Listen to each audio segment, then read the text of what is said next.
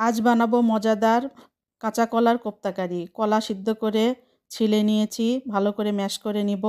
দিয়ে দিব পেঁয়াজ কুচি, কাঁচামরিচ কুচি, লবণ, হলুদ, সামান্য মরিচের গুঁড়া, রসুন বাটা, আদা বাটা, জিরে বাটা, দিয়ে দিব বেসন, দিয়ে ভালো করে মেখে গোল গোল শেপ দিয়ে নিব।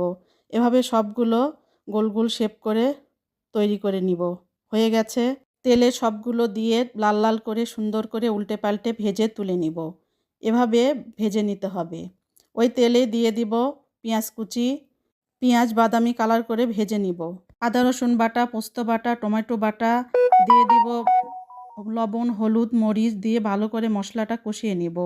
পরিমাণ মতো পানি দিব, দিয়ে বলক উঠে গেলে দিয়ে দেব কোপ্তা, দিয়ে কিছুক্ষণ রান্না করব। রান্না করা হয়ে গেছে, উপরে ছড়িয়ে দিলাম ধনিয়া পাতা কুচি।